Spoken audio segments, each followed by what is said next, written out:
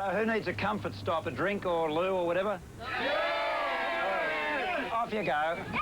Well, while they're hopping off, it's now time for Peter Harris to look at colonial grapes. Have a good time, everybody. They'll keep themselves busy. You can watch it while they're... Well, come on, Don, you can have a drink too. Oh, right, huh? Why not?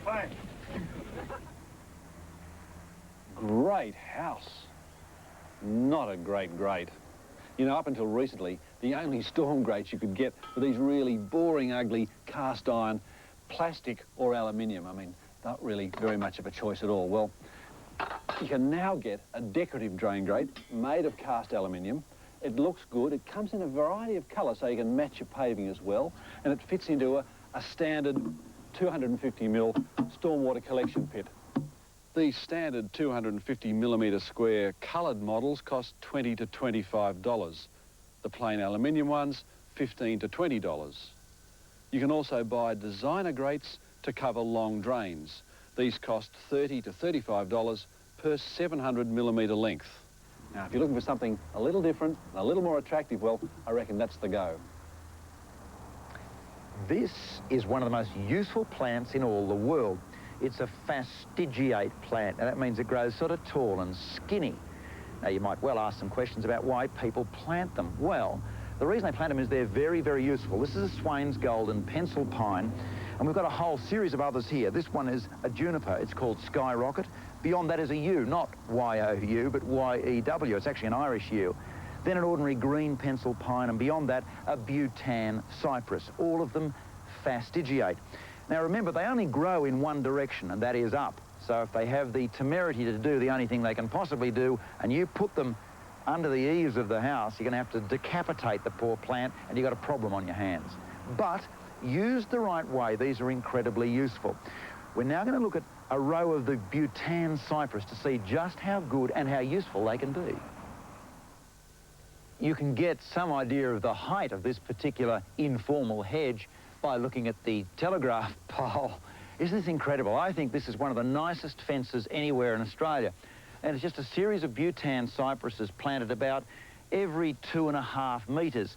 Now, I've got to be honest and say I've never seen bhutan cypress this magnificent. They're clones, and I don't think this variety's been sold probably in the last 50 years. Nonetheless, isn't that magnificent? Planted a little bit more closely, as they have here in Lura, you can actually make a formal hedge. This is a hedge which is clipped, and in fact, it's something like 50 feet tall and probably over 100 feet long. I suppose the key thing to note about fastigiate, that is narrow plants, is that they are geometric, and you can really only ever use them in a geometric fashion. Now, what do I mean by that? Well, here we've got two of them. One here, hiding behind a couple of stakes which will protect them, and the other one over here. Now, they define the geometry of this whole space. They welcome you through here. There's a hedge in the foreground and a geometrical garden beyond. So they say this is essentially the axis of the garden. So we've seen that you can row them up like a hedge. That is geometry.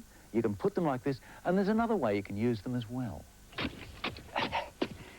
Now, this is one that many people don't do, but what I'm planting is a trio of plants. These are all types of the ballerina apple. This particular one is waltz. That is the fruiting one.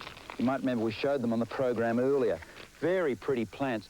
But I should mention, we failed to mention this earlier, that they're not available this year in Western Australia because of their quarantine requirements. That root ball is meant to fall apart, in case you're all having a giggle. Just a matter now of filling this hole up. But yes, there are things that are fastigiate other than conifers. As I say, here's an apple, but there's lots of other things. Fastigiate willows that'll wreck your drain pipes or whatever. Now, it's very important. Is that upright? Yeah. What do you reckon? Yep. All right. All right, very important to get them level. We'll water these in. But think about fastigiate plants. Think about apples, think about conifers, all sorts of things. But please, please think about not putting them under the eaves, because remember, all they do is grow upwards. It's the bit on the end that counts, as Auntie Edna told us. Don't muck it up. Hi, I'm David Boone, and this is my wife, Pip. Coming up after the break on Burkes Backyard, have a look at my new garden in Tassie.